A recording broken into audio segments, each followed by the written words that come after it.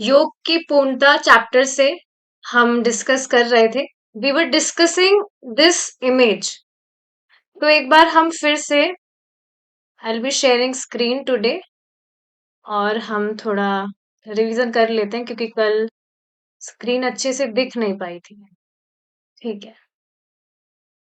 देखिए हम ये फोटो हमने डिस्कस किया था, एक बार हम इसको फिर से डिस्कस करेंगे।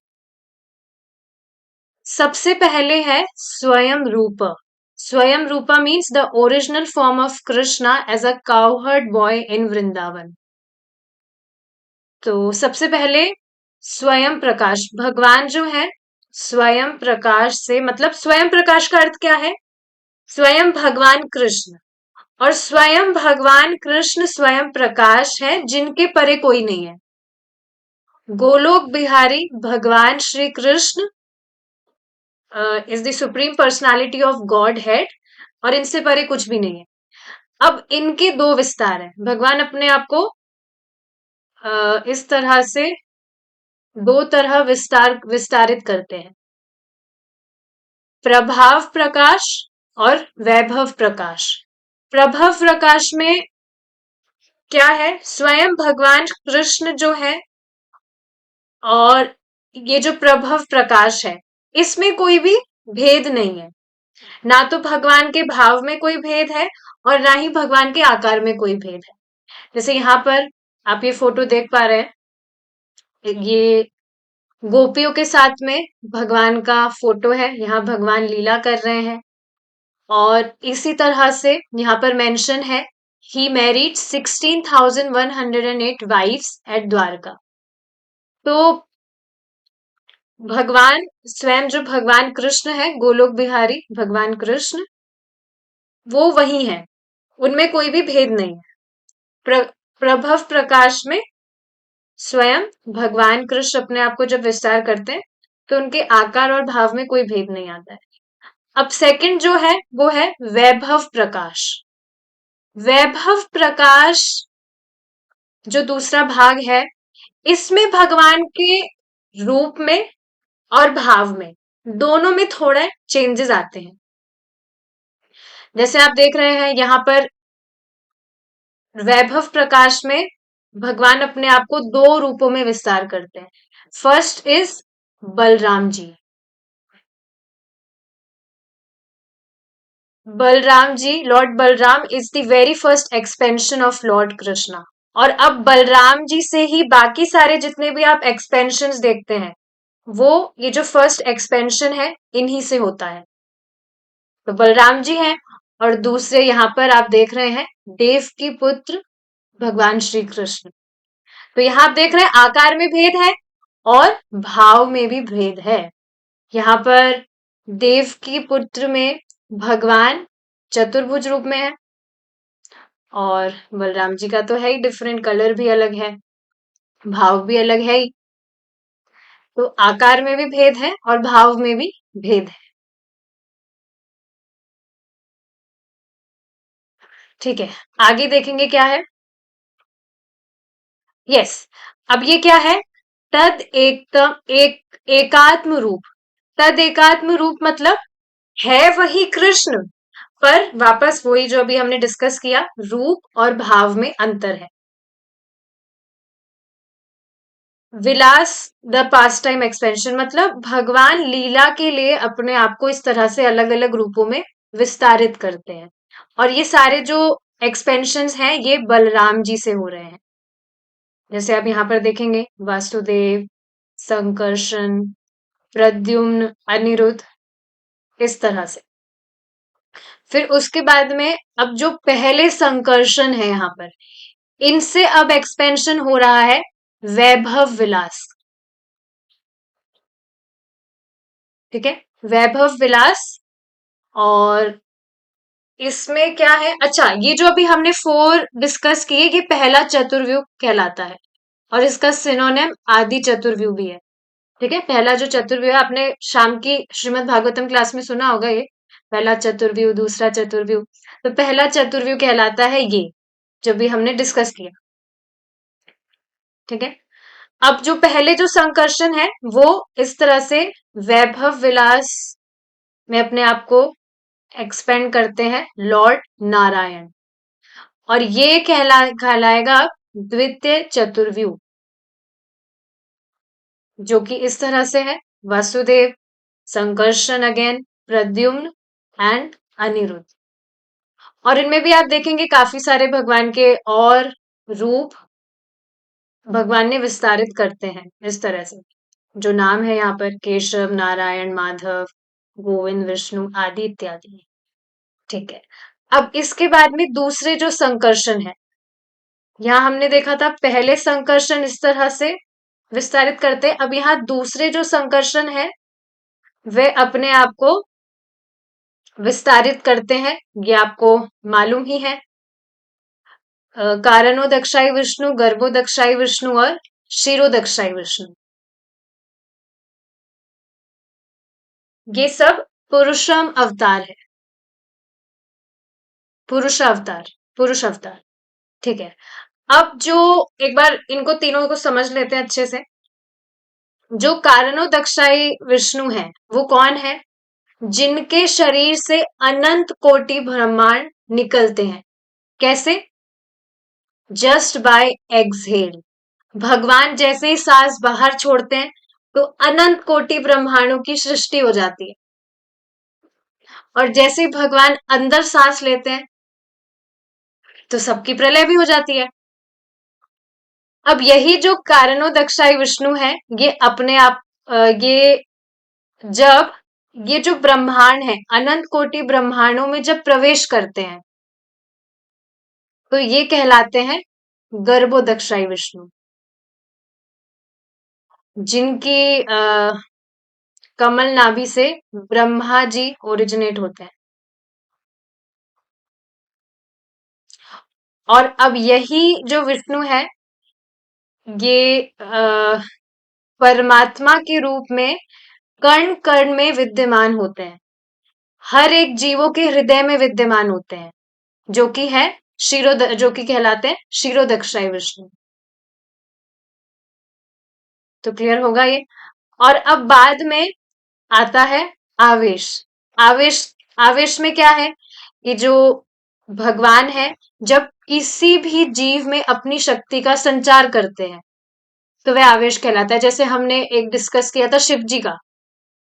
शिव जी का हमने डिटेल में समझा था, देखिए यहाँ मेंशन भी है। इसी तरह से बाकी सारे हैं, मैंने फोटो भेज दिया था ग्रुप में, आप और पढ़ लीजिएगा डिटेल में जो भी नाम है। ठीक है। अब हम आगे हमारा डिस्कशन करते हैं। जो हमेशा अपने भीतर कृष्ण के विषय में सोचता है वह श्रेष्ठ योगी है। यदि आप योग में पूर्णता प्राप्त करना चाहते हैं तो मात्र विधि विधान के पालन से संतुष्ट ना रहे। अब देखिए इस लाइन का क्या अर्थ है, बहुत इंटरेस्टिंग लाइन है। इससे देखो मैं आपको प्रैक्टिकल एक एग्जांपल से समझाना चाहूंगी, पहले भी डिस्कस किया था। एक बार क्या हुआ था, कोई व्यक्ति आए थे, जब नया नया मैं हारमोनियम लेकर आई थी तो मुझे क्लासेस अटेंड करनी थी, मुझे हारमोनियम सीखना था। तो वो हारमोनियम टीचर ही थे कोई, तो वो आए थे। तो उनको मालूम चला दैट इस तरह से मुझे सिर्फ हरे कृष्णा कीर्तन सीखने में रुचि है। वो काफी सारे विस्तार में बता रहे थे कि ये ऐसे मेलेडी है, ये वैसे मेलेडी है, मतलब जो भी प्रोफेशनल टाइप्स का जो होता है ना वो सारा वो बता रहे थे। बट उनको मैंने बताया था इस तरह से, तो बातों ही बातों में यही टॉपिक आया था रिलेटेड टू कृष्णा कॉन्शियसनेस। अभी समझ जाएंगे आप इस लाइन का मतलब। तो वो जो व्यक्ति थे वो इसी तरह से कह रहे थे कि आ, ये जो मतलब आप देखेंगे इस्कॉन का अर्थ लोग समझते हैं कि ये अंग्रेजों का मंदिर है। आपने सुना भी होगा वृंदावन में जो इस्कॉन टेम्पल है वो इसी नाम से प्रसिद्ध है, अंग्रेजों का मंदिर, अंग्रेजी मंदिर। तो वो व्यक्ति ऐसे ही उनका मतलब मत था, ऐसे कह रहे थे वो कि जो अंग्रेज लोग होते हैं ना वो बहुत मासूम होते हैं, बहुत इनोसेंट होते हैं। आप देखेंगे उनको अगर थोड़ा सा भी हम कुछ बता देंगे भक्ति से रिलेटेड, तो इतने भावुक होते हैं, तुरंत अपना सब कुछ घर वर छोड़कर हेड वेड शेव कराकर बस कीर्तन में करने में लग जाएंगे। पर हमें देखिए आप, हम हमें समझ है, हमको पता है, हम तो बस जो राम जी की फोटो है, अगरबत्ती वगैरह दिखाई, हाथ वाथ जोड़ा, बस अपना हो गया, और फिर हम हमारे बिजनेस में लग जाते हैं। तो उनका मत क्या था कि व्यक्ति जो भी भक्ति कर रहा है, वो बेचारा वो है जिसकी लाइफ में कुछ होप ही नहीं रही अब, कि बस अब तो सब कुछ नहीं रहा है जीवन में, हो गया सब कुछ, कोई होप नहीं रही अब, तो इस वजह से वो भक्ति करना शुरू कर देते हैं। तो ये तो एक पॉइंट था, यहां से मैं समझाना क्या चाह रही हूँ, प्रभुपाद जी यहाँ क्या कह रहे हैं, यदि आप योग में पूर्णता प्राप्त करना चाहते हैं तो मात्र विधि विधान के पालन से संतुष्ट ना रहे। मतलब विधि विधान क्या है? जो हमारी मम्मी करती थी वो हम कर रहे हैं। अब अच्छा, मम्मी से पूछा जाए कि आप वो क्यों कर रहे थे, जैसे कुछ भी पहले आप करते ही होंगे ना कुछ तो पूजा पाठ करते ही होंगे, शिव जी को जल चढ़ाना, दूध चढ़ाना, या कुछ भी बाकी की चीज। तो आपको मालूम नहीं है कि आप वो कर क्यों रहे हैं, बस आपने मम्मी को करते हुए देखा, या मम्मी ने आपको कहा, इस वजह से आप कर रहे हैं। मम्मी ने कहा बेटा 16 सोमवार का व्रत करना चाहिए, तो ठीक है, आप मम्मी का कहना मान के 16 सोमवार करना स्टार्ट कर रहे हैं। या प्रभु जी इसको कहा जाए मंगलवार का व्रत करना चाहिए, तो वो मंगलवार का व्रत कर रहे हैं, उनको पता नहीं है करना क्यों है, बस मम्मी ने कहा है तो हम कर रहे हैं। मम्मी से पूछा जाए तो वो कहेंगी उनकी मम्मी ने कहा था, उनके पापा ने कहा था, ऐसे करते करते ये परंपरा एवं परंपरा प्राप्त। लेकिन प्रभुपाद जी बहुत इंपॉर्टेंट लाइन बता रहे, और आप खुद इससे रिलेट कर सकते हैं, कि पहले हम ठीक है जो भी कर रहे थे उसके पीछे का हमको कारण नहीं पता था।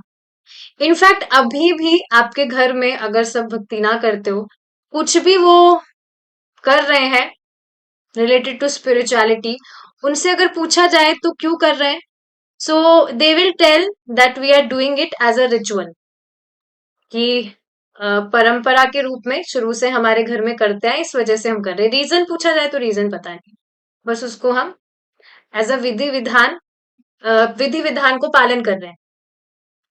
पर अभी आप जो भक्ति में कर रहे हैं, you are very much aware कि आप क्यों कर रहे हैं। जो भी आप नाम जप कर रहे हैं, जो भी आप कथा सुन रहे हैं, प्रसाद पा रहे हैं, या कुछ भी आप कर रहे हैं, भगवान को प्रणाम कर रहे हैं, भगवान को दिया ऑफर कर रहे हैं, you are very much conscious कि उसके पीछे का इंटेंशन क्या है। यहां पर भी देखिए, ऐसा नहीं है कि आपको जो बताया जा रहा है आप बस उसको ब्लाइंडली आपने सुना and you started following it, ऐसा बिल्कुल भी नहीं है। जो भी आप भक्ति से रिलेटेड अपने डिवोशनल सर्विसेज जो भी आप कर रहे हैं, you are very much conscious that we are doing it to please Krishna. क्या पहले ऐसा कुछ था, आप जो भी कर रहे थे किसी भी देवी देवताओं की आप पूजा कर रहे थे, तो क्या उसके पीछे का आपका इंटेंशन था कि आ, हमें उनसे कुछ प्रेम है? मतलब नॉर्मल डिस्कशन हो रहा है यहाँ पर, आप खुद सोच सकते हैं इस विषय में। या तो प्राय प्राय देखा जाता है व्यक्ति के मन में कुछ इच्छा होगी, तो उसके लिए कोई पंडित जी वगैरह उसको बता देगा, तो वो करेगा। मेरे घर में खुद ने किसी पंडित ने पता नहीं क्या क्या बता दिया था मेरे विषय में, कि इसको आप गाड़ी चलाने मत दीजिएगा, इसका एक्सीडेंट हो जाएगा, ये वो, ये पूजा करिए, वो पूजा करिए, पता नहीं क्या क्या बताया था। घर वाले, घर वालों की बात मानकर I was doing that, but अब ऐसा नहीं है। तो आप देख रहे हैं प्रभुपाद जी यहाँ पर ये जो बात बता रहे हैं, कि मात्र विधि विधान के पालन से संतुष्ट ना रहे। जो प्राय प्राय जो भक्ति नहीं कर रहा है, who is not Krishna conscious, प्राय प्राय ऐसा ही कर रहा है। हाँ, बस अगरबत्ती घुमा दी, धूप जला दिया, जल चढ़ा दिया, हो गया। तो फिर क्या किया जाए? आपको और आगे जाना होगा। वास्तव में योग की पूर्णता तब प्राप्त होती है जब आप समाधि की अवस्था में पहुंचकर अपने हृदय में सदैव भगवान विष्णु के रूप का मिसप्रिंटिंग है अविचल भाव से ध्यान करते हैं। तो देखिए समाधि का अर्थ ही क्या है। वास्तव समाधि का अर्थ है that you are not doing anything which is not related to Krishna, which is not in the relation of Krishna। वास्तव में समाधि का अर्थ यही है। बहुत सिंपल सी बात है। देखिए समाधि का अर्थ क्या है, जो भी आप काम कर रहे हैं उसमें आपको निरंतर यदि भगवान की स्मृति हो रही है तो उस समय आप समाधि में हैं। समाधि आप सोचिए ना कितना हैवी वर्ड लगता है सामान्यता अगर बोला जाए तो। वास्तव में समाधि का अर्थ यही है कि आप कृष्ण का चिंतन कर रहे हैं। कुछ भी आप सर्विसेज करते हैं रिलेटेड टू कृष्णा तो उस टाइम पर वो समाधि का ही आपका टाइम है। मतलब in that stage at that time you are at the stage of samadhi. ये चीज है। भगवान के लिए खाना बना रहे हैं तो जैसे एक भक्त ने कल मुझे पूछा था कि क्या हम बाकी सेवाएं करते हैं तो क्या हम उस टाइम पर कथा सुन सकते हैं। बिल्कुल सुनना चाहिए। जब आप कुछ काम कर रहे हैं और उसके साथ में आप कथा सुन रहे हैं तो actually you are utilising your time more effectively. और ऐसा करते करते आप देखेंगे एक स्टेज आपका ऐसा आ जाएगा, ज्यादा टाइम नहीं लगेगा उसमें। कुछ भी आप काम कर रहे हैं तो बस आपको चाहिए होगा कि साइड में कुछ कथा चलना चाहिए, कुछ कान में जाना चाहिए, नहीं तो काम में मन ही नहीं लगेगा। लेकिन आप जब कथा सुनकर कुछ भी सेवा करते हैं, कुछ ऑर्डिनरी भी काम करते हैं तो वो अपने आप स्पिरिचुअलाइज हो जाता है। ये सुनने में इजी लग रहा है, इजी है भी, पर आप सोचिए ना इस इजी जो भी हम कर रहे हैं इसका प्रभाव कितना बड़ा है। कोई भी चीज जो छोटी दिखाई देती है, कोई भी वस्तु छोटी दिखाई देती है, उसका प्रभाव हमेशा छोटा हो ये जरूरी नहीं है।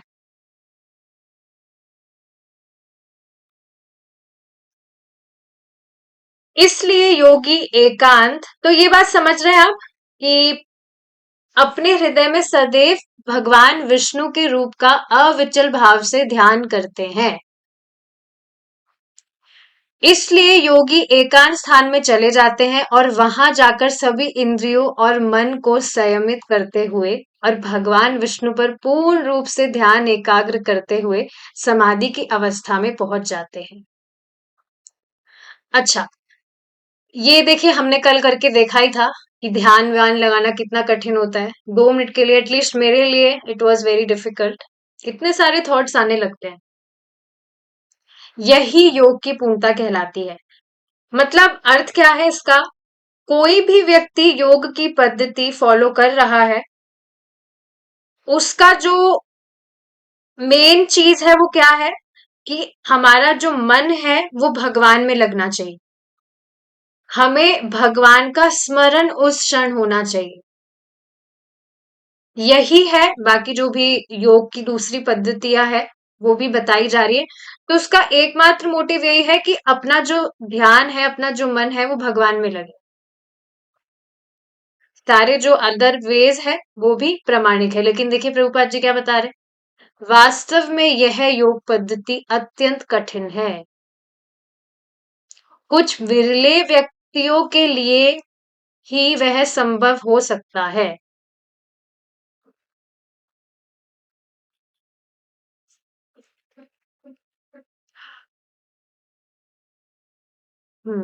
दिस इज द, ठीक है ये वाली है वो। हाँ, विरले व्यक्तियों के लिए ही वह संभव हो सकती है, किंतु सामान्य लोगों के लिए शास्त्रों में इसकी संस्तुति की गई है। क्या की गई है, हरिर्नाम हरिर्नामेव केवलम कलौ नास्तेव नास्तेव नास्तेव गतिरन्यथा। अर्थात इस कलयुग में मुक्ति का एकमात्र साधन भगवान के नामों का कीर्तन करना है। अन्य कोई मार्ग नहीं है, अन्य कोई मार्ग नहीं है, अन्य कोई मार्ग नहीं है। 3 बार बताया जा रहा है। एक बार में अगर किसी को छूट गया हो, एक बार में अगर सुनाई नहीं दिया गया हो, तो ठीक है। दूसरी बार में भी हो सकता है किसी का कुछ इंटरनेट कनेक्शन डाउन हो गया हो, या किसी ने पास में कुछ आवाज आ गई हो। तो तीसरी बार फिर से सुनिए, अन्य कोई मार्ग नहीं है।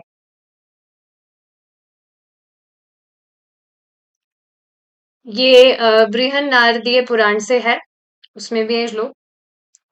योग पद्धति के लिए स्वर्ण युग सतयुग में जिस रूप की संस्तुति की गई थी, वह था निरंतर विष्णु पर ध्यान करना। त्रेता युग में महान यज्ञों को संपन्न करके व्यक्ति योगाभ्यास कर सकता था। इसके अगले युग द्वापर में व्यक्ति श्री विग्रह की अर्चना से पूर्णता प्राप्त कर सकता था। तो देखिए, ये चीज हमने डिस्कस की थी when we were discussing pastimes of Chaitanya Mahaprabhu. उसमें चैतन्य महाप्रभु तपन मिश्रा को क्या बता रहे थे? उन्होंने श्लोक कोट किया था गीता से, परित्राणाय साधूनां विनाशाय च दुष्कृतां धर्म संस्थापनार्थाय स्वं भवामि युगे युगे। तो चैतन्य महाप्रभु यहाँ पर बता रहे थे कि स्वयं भगवान कृष्ण क्या बता रहे हैं गीता में, कि वह बार बार अगेन एंड अगेन ही अपीयर, अवतरित होते हैं जो भी रिलीजियस प्रिंसिपल्स हैं उनको बताने के लिए। भगवान हर युग में अलग अलग कलर्स में आते हैं, अलग अलग कलर्स में अवतरित होते हैं युग धर्म की स्थापना करने के लिए।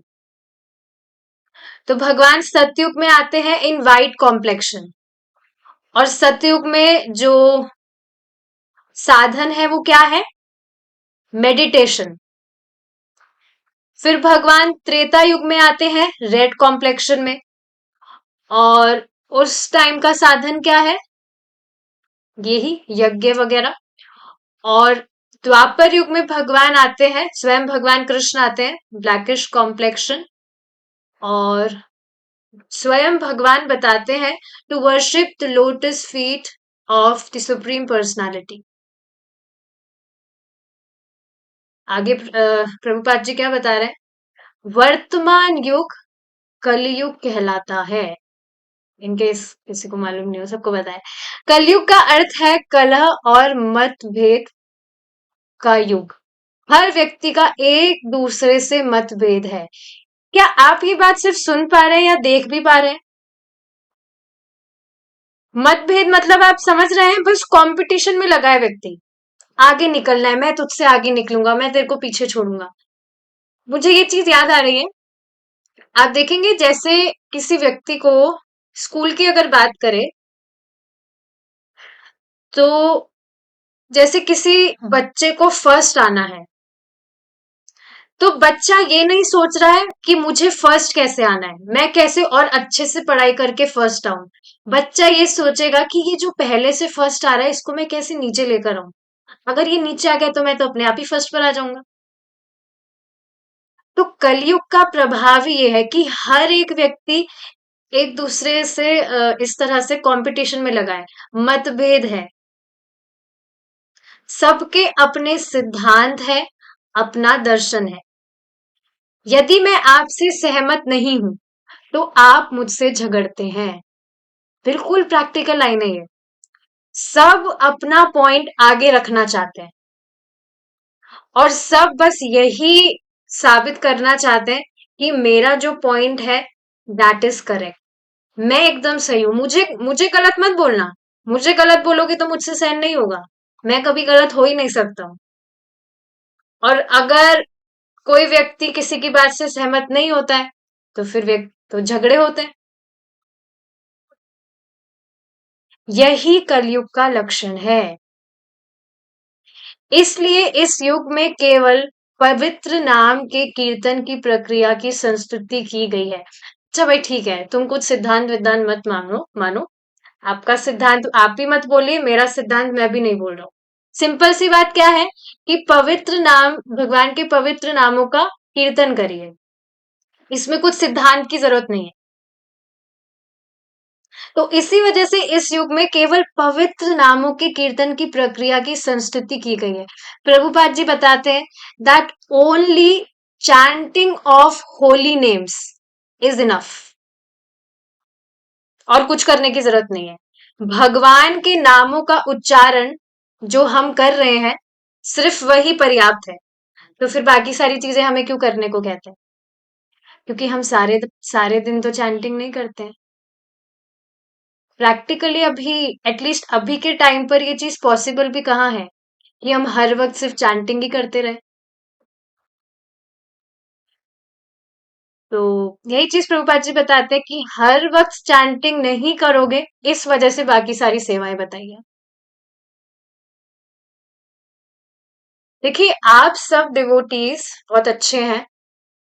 You all have become habitual of chanting 16 rounds regularly. 2 घंटे से तो ज्यादा ही कर लेते हैं डेली, आप एक्स्ट्रा राउंड्स भी करते हैं।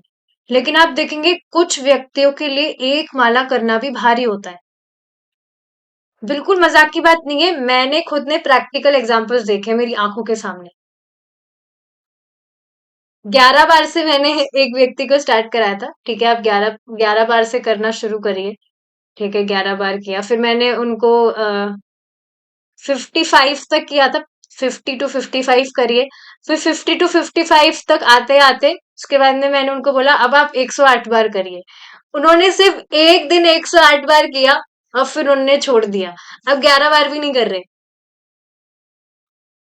तो आप देख रहे हैं कितना ज्यादा, कितना वेग है, कितना वेग सताता है व्यक्ति को। एक माला भी शांति से बैठकर करना बहुत भारी होता है।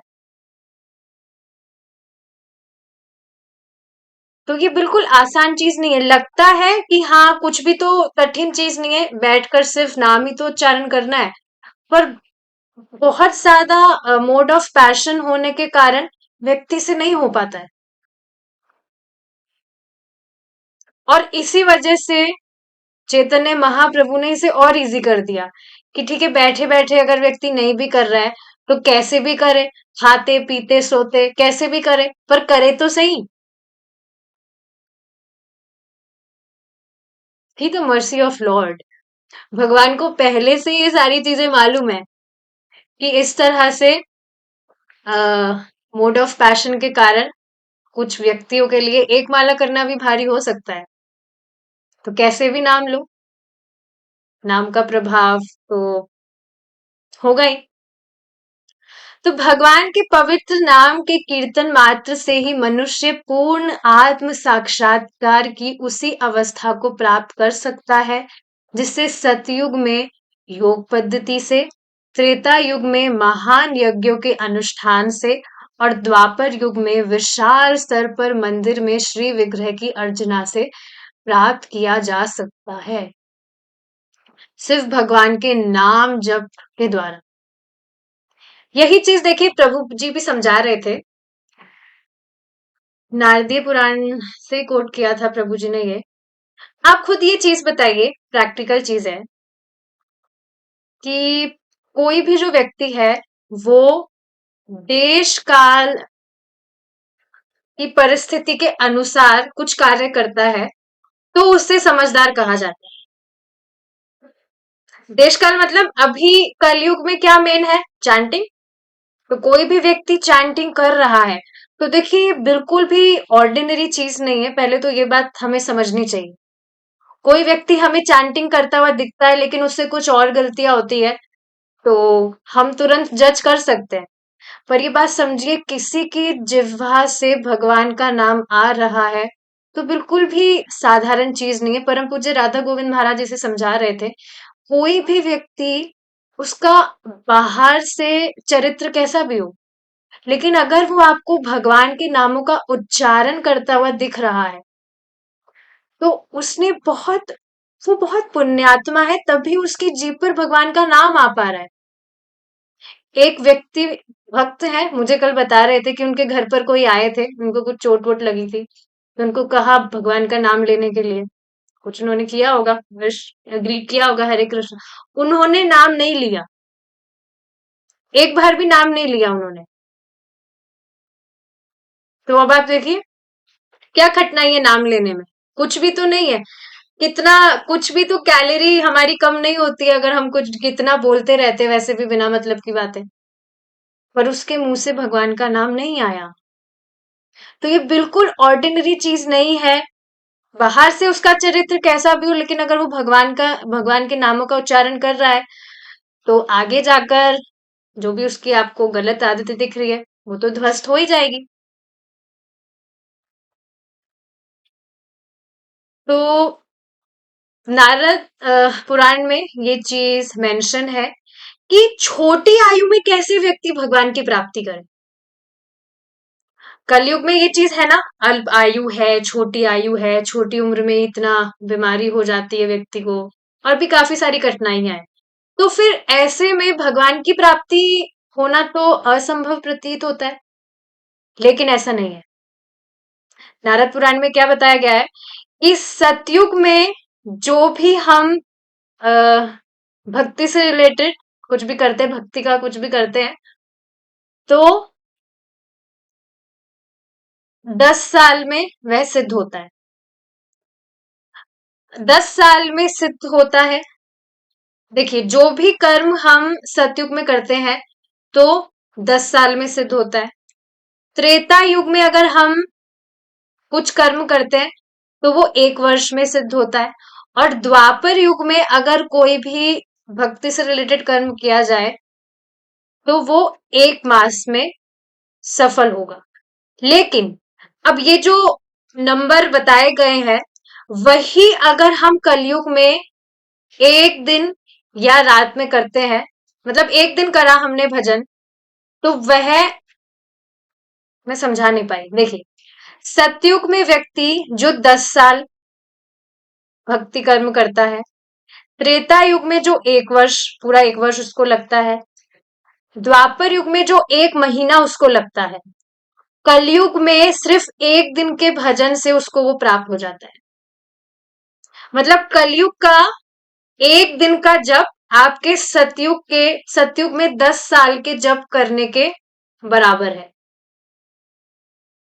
तो बुद्धिमान व्यक्ति कौन होगा? हाँ, एक दिन जप कर लिया, अब 10 साल बाद मिलते हैं। 10 साल का जप हो गया ना एक दिन में, तो क्या दिक्कत है? बुद्धिमान यही तो हुआ। नहीं, आप खुद बताइए, जब कहीं पर सेल लगी होती है तो क्या आप थोड़ा सा ही लेकर रह जाते हैं, या पूरे कुंबे का एक साथ ले लेते हैं? मतलब आप समझ रहे हैं, आप जैसे कपड़ों की सेल लगी है कहीं पर, तो आप खुद के लिए भी लेंगे, अगर बच्चे हैं घर में तो उसके लिए भी लेंगे, पेरेंट्स के लेंगे लेंगे, नानी के लिए लेंगे, दादी के लेंगे, सबके लिए ले लेंगे आप। ऐसे तो होता है, सेल में सेल लग रही है तो जो भी ऑफर्स निकलते हैं, तो आप देखेंगे ऑफर्स के टाइम पर ही उनकी प्रोडक्ट की सेल ज्यादा होती है। तो उसी तरह से अगर इतनी बढ़िया सेल अभी यहाँ पर हो रही है कलयुग के टाइम पर, तो इसका अच्छे से फायदा उठाना चाहिए ना। नाम उच्चारण तो वैसे भी बहुत लाभकारी है। आप देखेंगे सतयुग में भी जो भक्त है भगवान के नामों का उच्चारण करते थे, ध्रुव महाराज, ओम नमो भगवते वासुदेवाय। पर वहां पर जो 2 साल व्यक्ति करता भगवान के नाम का जप, 10 साल, वो यहाँ एक दिन करने मात्र से उसको उसका लाभ प्राप्त हो जा रहा है। तो बताइए कि कितनी बड़ी उपलब्धि है देखा जाए तो। वही पूर्णता आज हरि कीर्तन की सरल विधि से प्राप्त की जा सकती है। समझ रहे हैं इस बात को? अच्छा, बाकी के तो फिर भी ये दूसरी पद्धतियां तो फिर भी हार्ड है, ध्यान लगाना, यज्ञ करना कितना कठिन है, अभी गर्मी के टाइम तो बहुत ज्यादा कठिन है। बाहर कुछ सामान लेना है, जा रहे हैं, वो भी बहुत बड़ा यज्ञ हो जाता है गर्मी के टाइम पर। और डीटी वर्शिप में भी आप देखेंगे कितने रूल्स हैं, लेकिन नाम जप में कोई भी रूल नहीं है, वास्तव में बहुत सरल विधि है। तो वही पूर्णता आज हरि कीर्तन के सरल विधि से प्राप्त की जा सकती है। हरि का अर्थ है पूर्ण पुरुषोत्तम भगवान, और कीर्तन का अर्थ है गुणगान करना। शास्त्रों में इस विधि की संस्तुति की गई है, और आज से 500 वर्ष पूर्व चैतन्य महाप्रभु ने हमें यह विधि प्रदान की थी। वे नवद्वीप नामक एक नगर में प्रकट हुए थे। यह स्थान कलकत्ता के उत्तर में लगभग 7 मील की दूरी पर है। लोग आज भी वहां जाते हैं। वहां हमारा एक मंदिर भी है। इस्कॉन टेम्पल की बात हो रही है। यह एक पवित्र तीर्थ स्थल है।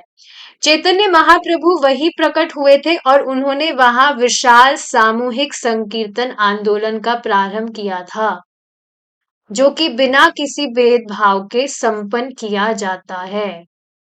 देखिए, अब ये जो यहाँ पर लाइन बताई जा रही है भेदभाव वाली, इससे बहुत ही सुंदर रिफ्लेक्शन आज मुझे आया था। आज नहीं, एक्चुअली कल आया था। When I was offering food to Krishna, तो एक बहुत ही सुंदर रिफ्लेक्शन आया। क्या? आप देखेंगे, हम किसी भी दूसरे व्यक्ति को देखते हैं, सबकी जो सेवा करने की विधि होती है, जैसे स्टैंडर्ड सेम फॉलो कर रहे हो, पर फिर भी तरीका थोड़ा थोड़ा, जो स्टाइल है सेवा करने का, वो अलग अलग होता है। Is it not? जैसे विग्रह पूजा की आप बात करिए, श्रृंगार करने को कहा जाए, तो श्रृंगार की कुछ ऐसी कुछ अलग सी कोई विधि नहीं है, पर फिर भी आप देखेंगे श्रृंगार भी जो अलग अलग व्यक्ति है, वो अलग अलग तरह से करेगा। तो रिफ्लेक्शन क्या आ रहा था? जैसे आ, प्रभु जी एक बार बता रहे थे कि किसी भक्त को भोग ऑफर करना नहीं आता था, तो उसको सिखाया जा रहा था, तो वो ठीक से नहीं कर रहा था, मतलब उसका इंटेंशन अच्छा था, पर वो ठीक से नहीं कर पा रहा था, वो जो भी व्यक्ति था, बच्चा था, जो भी था। तो देखिए, इससे मैं समझा क्या रही हूँ, यहाँ रिफ्लेक्शन क्या आया, कि आप देखेंगे हम बाहरी रूप से, एक्सटर्नली, वी हैव दिस कमी बोल सकते हैं, कि हम भेदभाव देख सकते हैं। हम में मतलब ये एक ड्रॉबैक है, कि हम किसी को भी इजीली जज कर सकते हैं, कि अरे तुम तो ठीक से नहीं कर रहे, या किसी में भी कुछ कमी निकाल सकते हैं। लेकिन आप देखिए, कोई भी व्यक्ति जो भगवान की सेवा करना चाहता है, भगवान उसमें कोई भेद नहीं देख रहे। जैसे भी वो उसकी क्षमता के अनुसार, जैसे भी वो भगवान की सेवा करना चाह रहा है, जैसी भी उसकी क्षमता है, कृष्णा उसको वैसे एक्सेप्ट करते हैं। नेग्लेक्ट तो बिल्कुल भी नहीं करते। समझ पा रहे हैं ये चीज आप? जैसे, कैसे समझाऊं मैं इस चीज को आपको?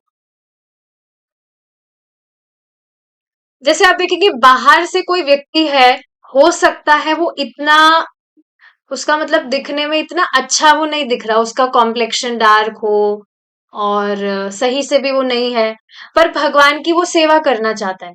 तो हम में तो ये ड्रॉबैक है कि हम जज कर सकते हैं, कि अरे ये पता नहीं कैसा अजीब सा इंसान है दिखने वाला।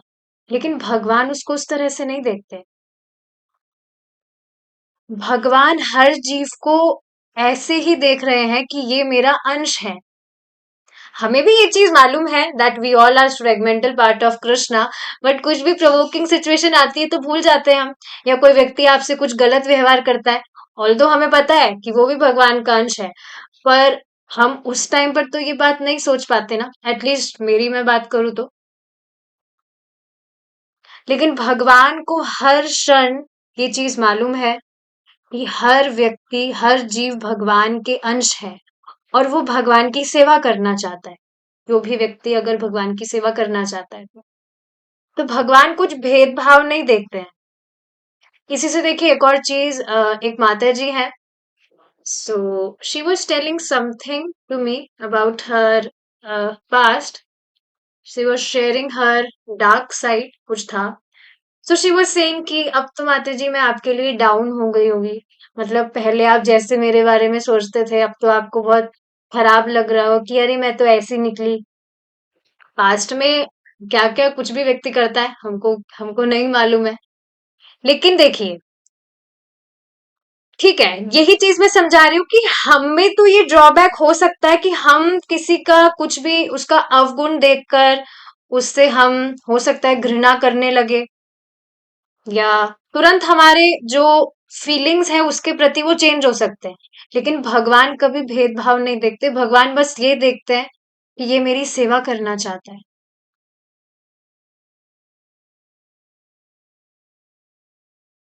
ठीक है, आगे देखते हैं। उन्होंने भविष्यवाणी की थी कि यह संकीर्तन आंदोलन एक दिन सारे विश्व में फैल जाएगा और हरे कृष्ण महामंत्र, हरे कृष्णा कृष्णा कृष्णा हरे हरे, हरे रामा रामा रामा हरे हरे, इस मंत्र हरे कृष्ण महामंत्र इस पृथ्वी के प्रत्येक गांव और शहर में गाया जाएगा। तो स्वयं चैतन्य महाप्रभु की ये भविष्यवाणी थी, और आप खुद देख रहे हैं जो स्थापित भी हो रही है।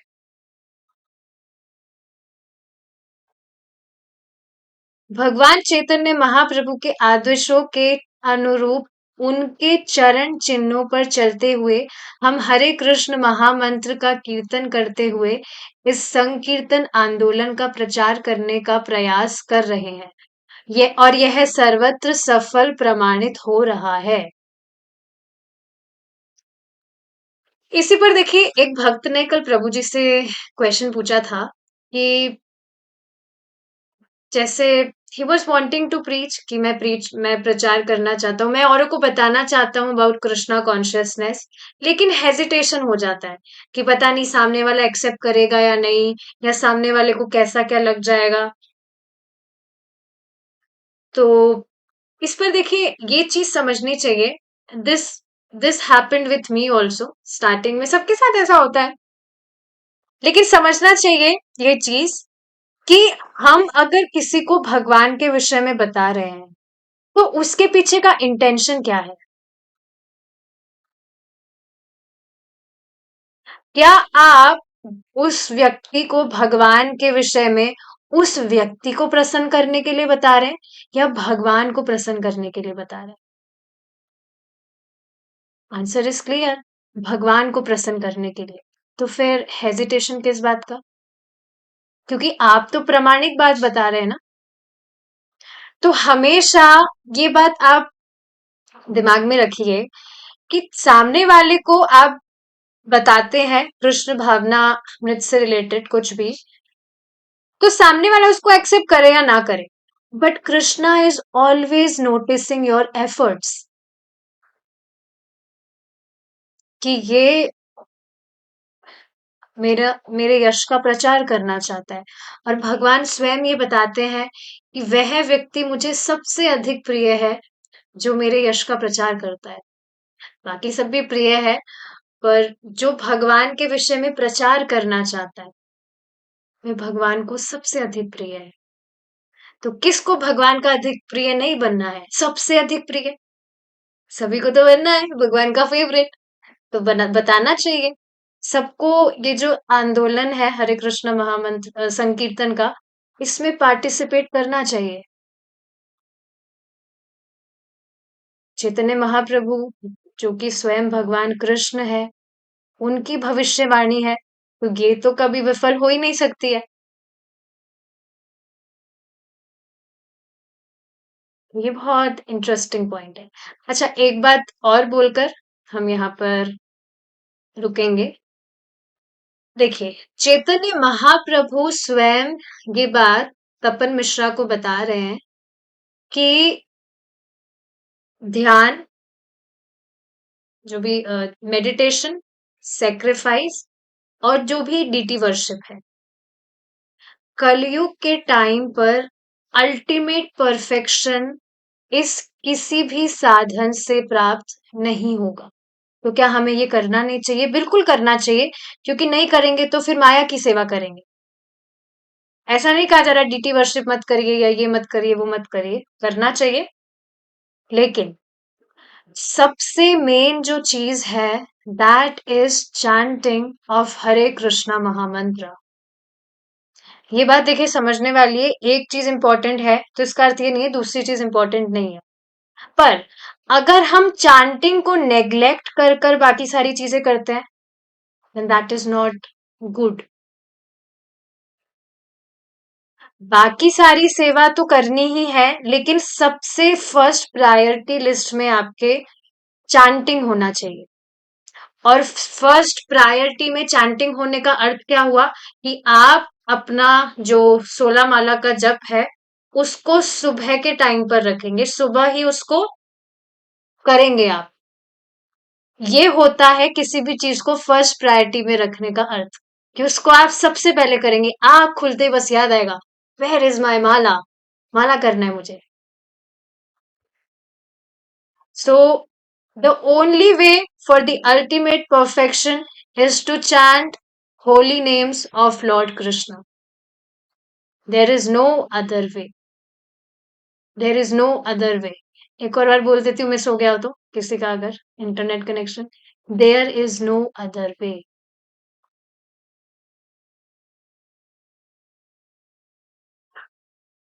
All right. With this, we will stop our discussion here. अब हम हमारा डिस्कशन कल कंटिन्यू करेंगे इफ कृष्णाज विल। श्रीला प्रभुपाद की जय। निताय गौर प्रेमानंदे। हरि बोल।